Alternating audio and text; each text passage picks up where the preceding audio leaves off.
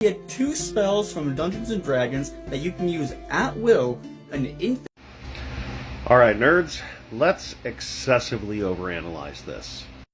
So first off, the limitations that he provided don't necessarily encompass everything you would need to know to make the decision. So I'm going to make a few assumptions. One, I'm going to assume that the spells you cast have the same requirements as they would in the game. So things like expensive material components you have to provide just like you would in-game. Assumption number 2, you have to cast these at their base spell level. Since spells that aren't cantrips normally can only be cast a limited number of times per day, and he's making this unlimited, I'm going to assume that they have to be their minimum level to work.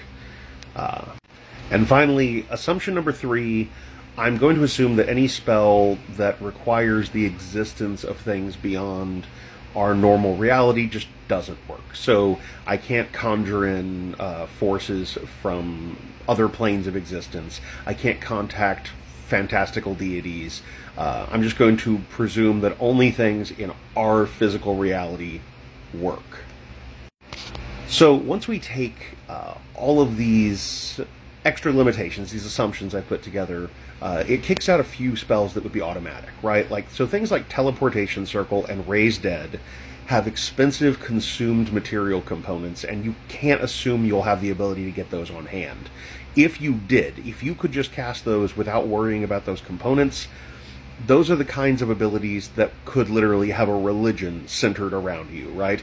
Like teleporting to anywhere in creation at will and bringing the dead back to life, right? So we're just going to assume we can't do those because we probably don't have 1,000 gold pieces in reality. I'm a millennial.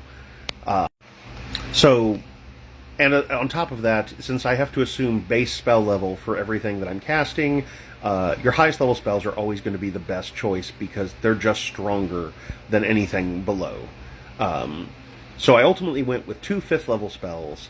I think Telekinesis and Far Step.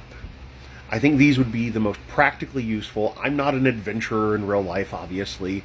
So being able to control things with my mind telekinetically and being able to teleport around, I mean, that's enough to make you a member of the X-Men, right? For the record, I considered Dominate Person because it would be insanely powerful in a real-world scenario, but it also just feels so fucking evil. So, yeah, not going to dominate anybody, just going to teleport around like I'm Nightcrawler and be awesome.